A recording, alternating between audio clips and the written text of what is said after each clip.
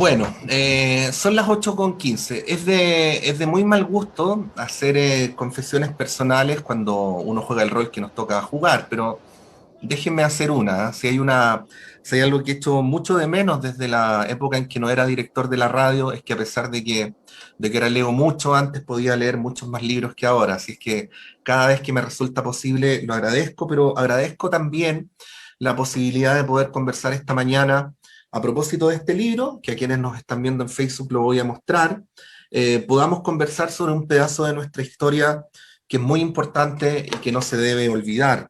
Esta investigación bastante completa y que constituye una gran contribución eh, a sostener lo que ha ocurrido en el pasado, pero también a comprender nuestro presente y proyectar nuestro futuro, es La vida con otro nombre, el Partido Socialista en la clandestinidad entre 1973 y 1979. En realidad el libro parte en 1971, aunque se concentra en este periodo, y nos da cuenta de una cantidad de nombres tal que sería imposible retener en la memoria.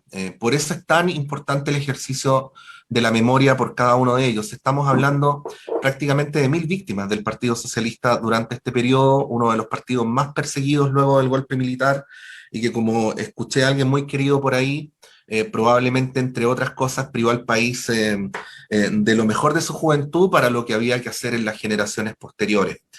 Nos acompaña esta mañana para conversar sobre este libro, para conversar sobre este episodio crucial de nuestra historia, pero también sobre el presente y sobre el futuro, al autor de esta investigación, a Cristian Pérez. Cristian, muy buenos días, gracias por estar acá.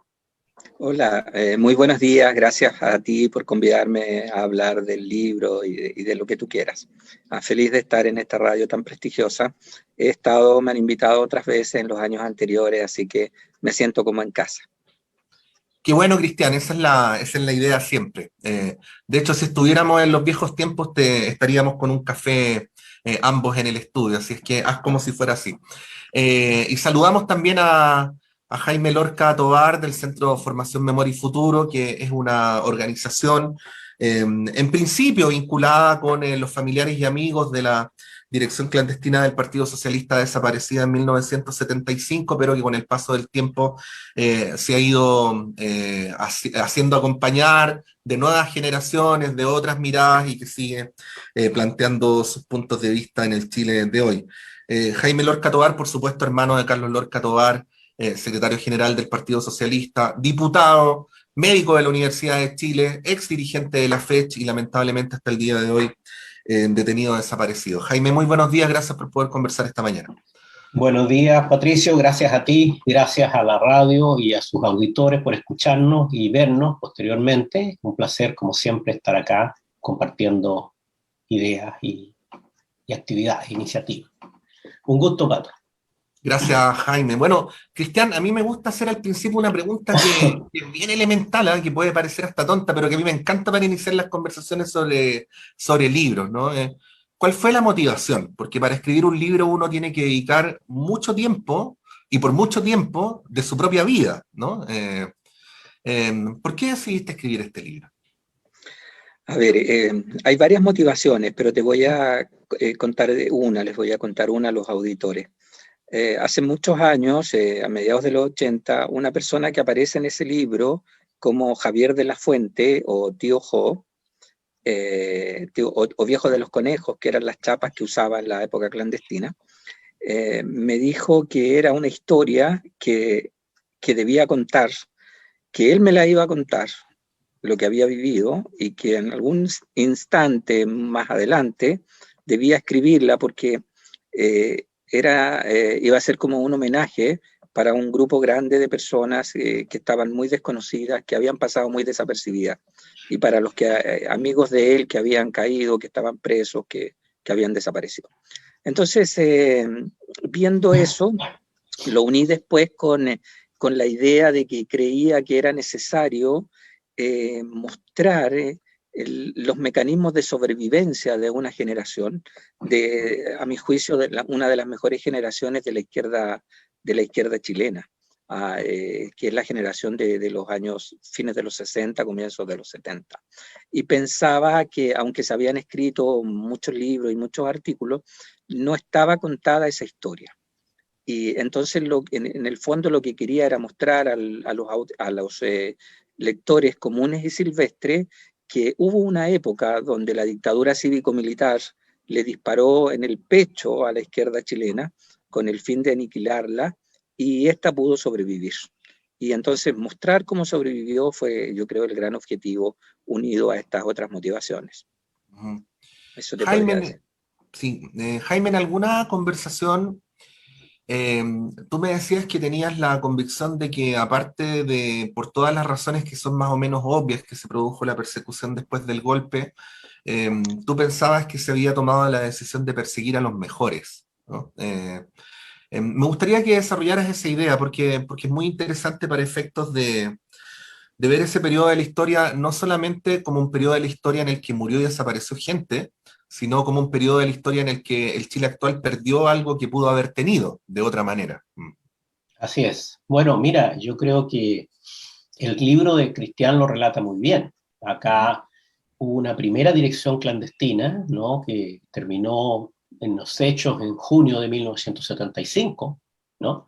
Y ellos eran los herederos del Congreso de La Serena en 1971, que también lo menciona Cristian en su libro.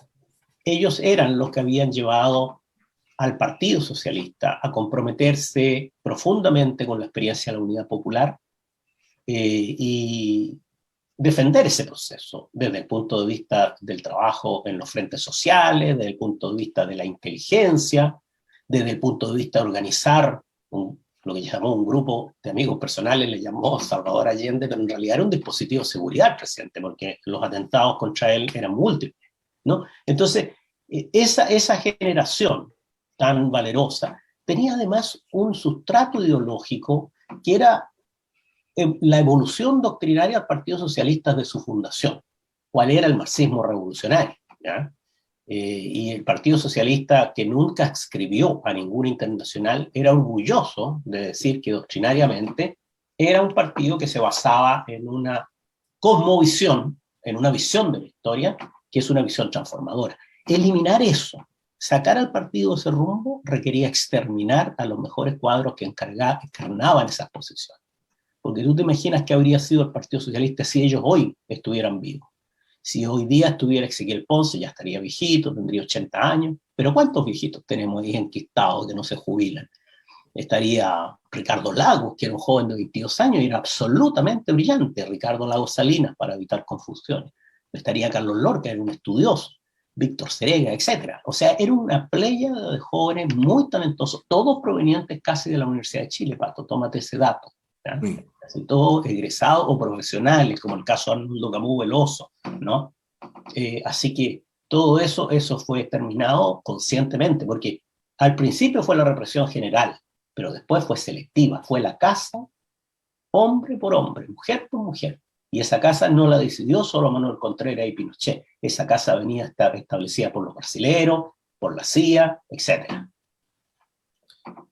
Sí, los principales liderazgos del Partido Socialista formales, quiero decir, bueno, y también los otros, Cristian, a la mañana del 11 de septiembre de 1973, de ese día martes brumoso, obviamente no fueron los mismos que después asumieron la dirección clandestina, o sea, esa primera línea en el momento del golpe fue directamente apuntalada, ya sabemos la cantidad de dirigentes que estuvo en la isla Dawson, ya sabemos la angustiosa operación para sacar del país a Carlos Altamirano.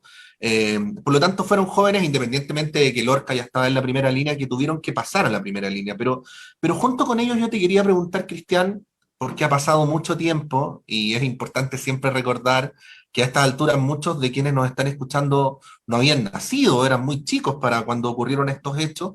¿Cómo era el Partido Socialista en esa época? ¿Cómo estaba compuesto? Si uno pudiera hacer una reconstrucción, sé que es muy difícil porque es muy variopinta, pero de esas 1000 víctimas, ¿no? ¿Quiénes eran? ¿Qué hacían? ¿De dónde procedían? En fin, es una manera de reconstruir también el Partido Socialista de esa época, ¿no? Bueno, sí, el partido era una enorme organización. Era el partido más importante de la izquierda chilena el 11 de septiembre. Estaba constituido de norte a sur, en todos los lugares, en todas las comunas, en todos los pueblos.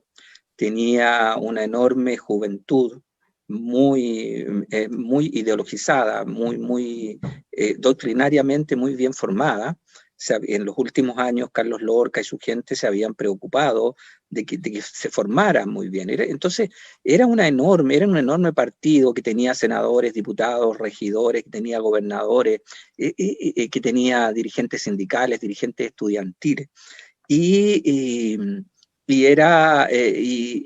a diferencia de lo que puede pasar hoy día, era un partido que tenía una ideología muy potente. Esto del internacionalismo, el latinoamericanismo, que hoy día se echa tanto de menos, se hacía carne. Era un partido, a diferencia del Partido Comunista, que no pertenecía a ninguna internacional. No pertenecía a las internacionales de origen comunista, ni tampoco a la socialdemocracia. En ese sentido era independiente. Era un partido que era el único, tal vez era un partido que también se había preocupado en los últimos tiempos de crear un aparato de seguridad, es decir, la seguridad del presidente y de los principales dirigentes, y también un aparato que pudiera ayudar en la defensa de la unidad popular. Entonces, hablamos de una enorme organización donde militaba, diría yo, una parte importante de la intelectualidad también. Es decir, profesores universitarios, profesores, parte de las capas medias más educadas. Y eso hacía, y además diría yo, esto es muy mío, ¿no?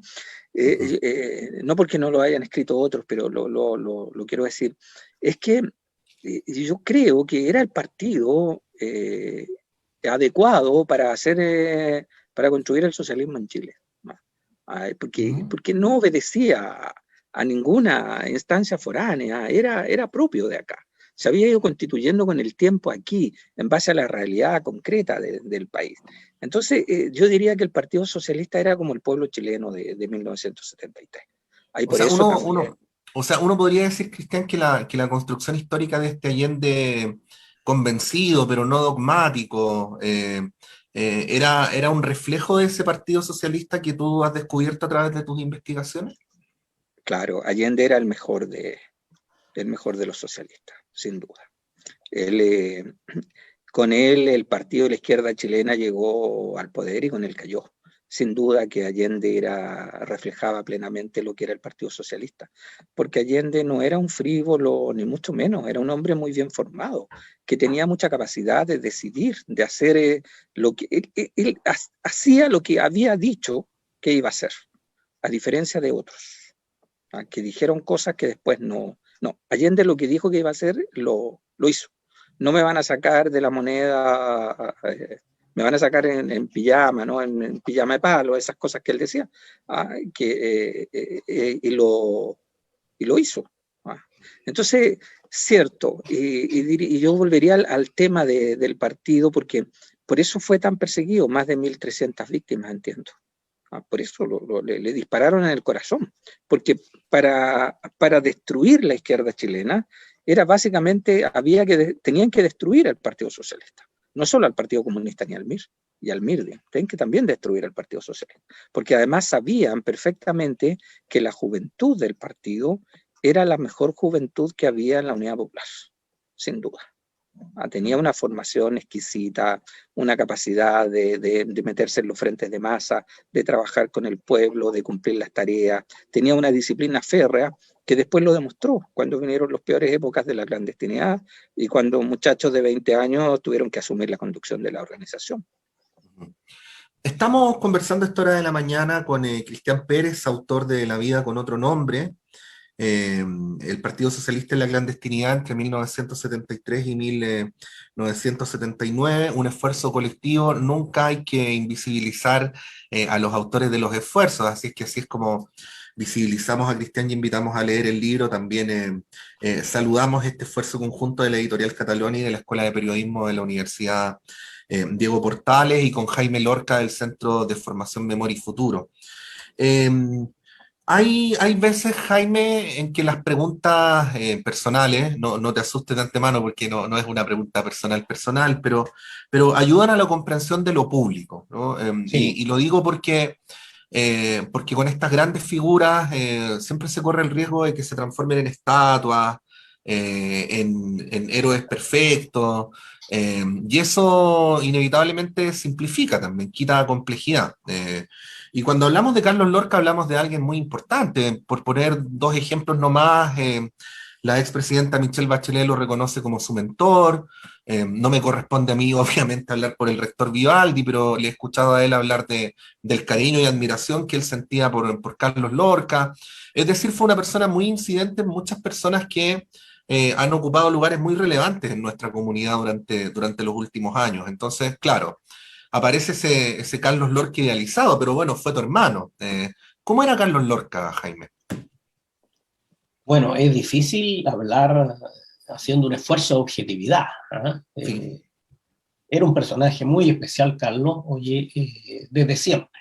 ¿Ah? En el fondo, él con 10 años de diferencia sobre mí, él teniendo, ponte tú, 19 años y yo 9 años, él me llevaba a las librerías del centro y de la poca plata de la mesada que le daba su padre, su madre, ¿no es cierto? Como estudiante universitario, él me compraba libros de literatura, ¿no? De los más entretenidos que te puedes imaginar, ¿no? Mm. De la Isla del Tesoro, después fuimos subiendo a otras cosas, Historia de dos ciudades, Charles Dickens, en fin. Iba avanzando paso a paso en esto del gusto de la literatura, pero también el gusto de la música.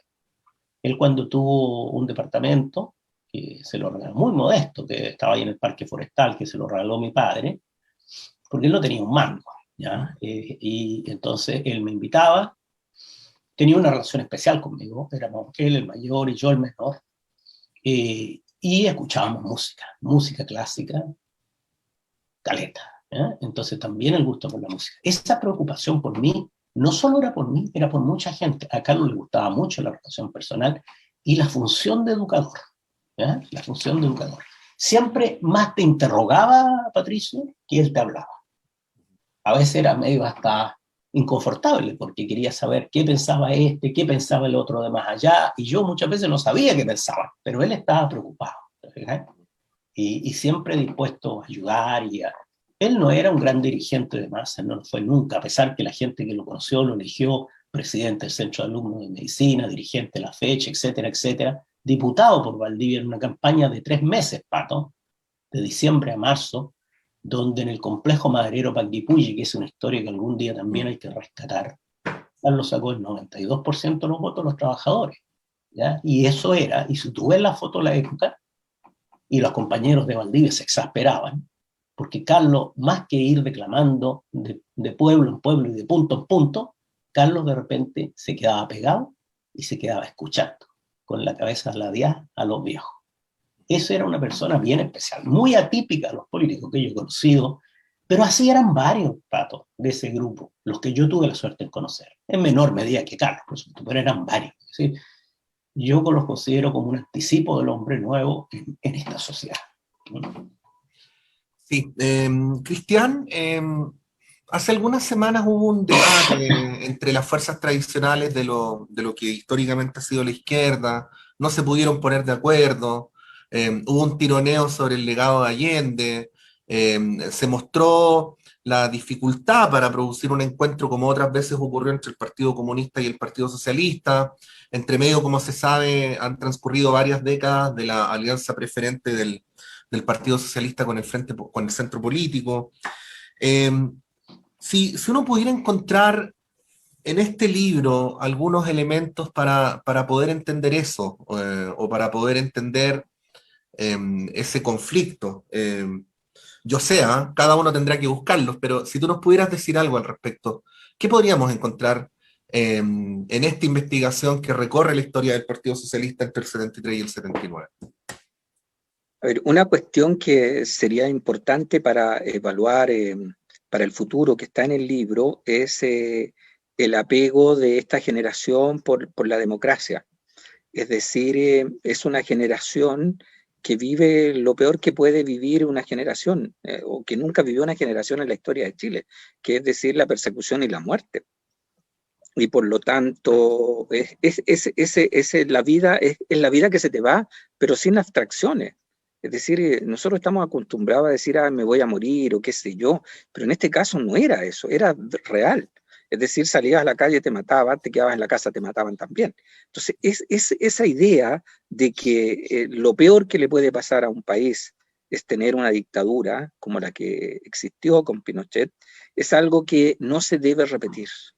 Y por lo tanto, el apego a la democracia, pero también el apego a las demandas populares, a las luchas sociales, a mantener las utopías del cambio social, eso lo vas a encontrar en el libro. Y eso te va a servir, yo creo, para analizar el hoy, para ver por qué el Partido Socialista de hoy día está tan distante de esto.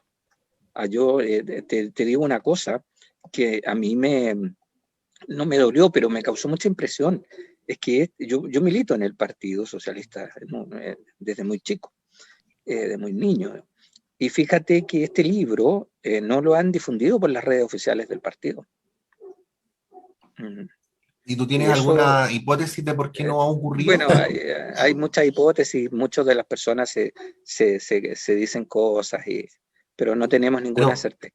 Pero entiendo que estás dando a entender, Cristian, que esta parte de la historia sería inconfortable para el Partido Socialista actual. Podría ser. Por algo no les gusta. Porque no es que se escriban, alguien me lo dijo, no es que se escriban mis libros del sobre el Partido Socialista todos los años. Y eso me ha dado que pensar.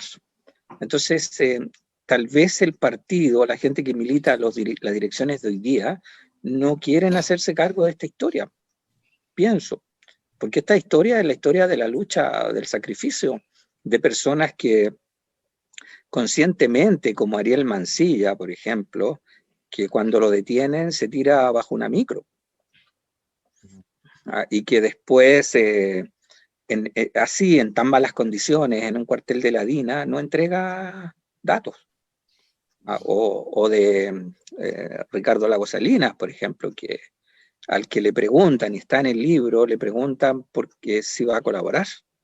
Se lo pregunta a Lujarse, una ex militante del partido que colaboró con la DINA y después ayudó a resolver los casos de derechos humanos, y él le dice que no. Entonces, tal vez yo creo que las direcciones de hoy no quieren reflejarse en esta historia, no quieren hacer la parte de ellos mismos. Las razones por qué no las tengo claras. Tengo muchas hipótesis, pero sería un tema muy largo de conversar. Lo podemos debatir y no tengo ningún miedo. Podemos conversarlo en otra oportunidad, pero sí me llama la atención y me queda esa sensación de que el partido no quiere que las direcciones, diría yo, no quieren mirarse en esta historia. Los por qué no los tengo muy claros.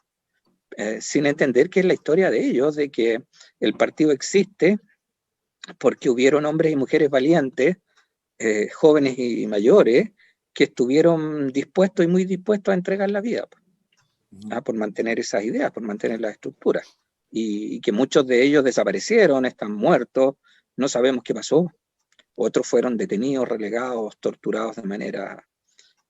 ayer Patricio Quiroga recordaba a unos compañeros de él que le enterraron un chuzo, le enterraron un chuzo, y claro, y sobrevivieron y quedaron con secuelas permanentes. Entonces, de eso estamos hablando. Y a mí me parece extraño, raro, de que una organización política tan importante como el Partido Socialista se muestre reticente a esta historia. Bueno, se nos ha producido la paradoja típica de las entrevistas que por lo menos a uno lo colman, que es que por un lado estamos súper pasados, así es que le pido disculpas al panel que viene más adelante, y por el otro lado siento que estamos recién empezando a conversar, pero bueno, es así. Yo no quería finalizar esta entrevista, Jaime, sin darte la palabra, porque a propósito de lo que hemos conversado en este libro hay una actividad de recuerdo y homenaje a la dirección clandestina del Partido Socialista desaparecida del 75. Exacto, lo voy a decir al tiro, pero yo quiero decirte lo que sentimos en Memoria y Futuro. Sentimos que Salvador Allende es patrimonio no solo del Partido Socialista, sino de toda la izquierda chilena y más allá de ella, de toda la izquierda mundial. Y este tironeo con Allende nos ha parecido algo de muy mal gusto, ¿ya? De muy mal gusto.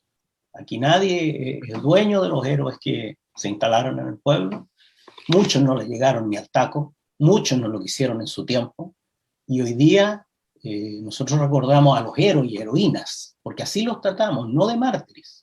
El mártir es el que se entrega resignado a su suerte. Estos trataron al máximo de resistir la dictadura en los tiempos del exterminio, que fueron los 5 primeros años, ¿no? Y bueno, fallaron en su empeño, pero sus ideas, su legado, ¿no? Eso nosotros lo seguimos reivindicando, seguimos pensando en un socialismo cercano a los trabajadores, en un socialismo unitario, en un socialismo internacionalista, en un socialismo como era el socialismo de Salvador Allende, ¿ya? Entonces, este viernes, a las 20 horas, en las plataformas del Museo de la Memoria y los Derechos Humanos, vale decir, en YouTube y en Facebook, porque hay gente que no tiene Facebook, por alguna razón, ¿no es cierto? No tiene Facebook, puede verlo en YouTube. Y esto va a ser transmitido live, ¿no? Y va a quedar grabado también en el excelente sitio web de Centro de Formación Memoria y Futuro, www.memoriafuturo.org. Así que ahí lo pueden ver los que no puedan el viernes a las 20 horas, pero va a ser un acto corto que va a conducir Malucha Pinto, va a hablar Jorge Baradit, va a estar allí la música de Roberto Márquez Villapu, va a estar la música de Marcelo Culón de Inti Illimani, y va a haber intervenciones muy potentes, partiendo por la del director del museo. Yo insto a todos los auditores y auditoras y aquellos que nos están viendo a que se hagan un tiempito, inviertan una hora, no la gasten, inviertan una hora y conozcan más de estos héroes y heroínas del socialismo, pero más allá del socialismo. Nosotros hablamos de la izquierda chilena, ¿ya? Eso para todo. Sí, 25 de junio, 20 horas, y por supuesto en las plataformas del Museo de la Memoria, ¿no? En Facebook y en YouTube. Bueno, quedan las invitaciones hechas. Cristian, Jaime, muchas gracias, al mismo tiempo nuestras disculpas. La entrevista ha sido, aunque no lo crean, harto más larga de que lo que es el estándar, ¿ah? Muy sin bien, embargo, pues, siento que muy bien, vamos pues, recién como en las primeras 3 páginas, pero bueno.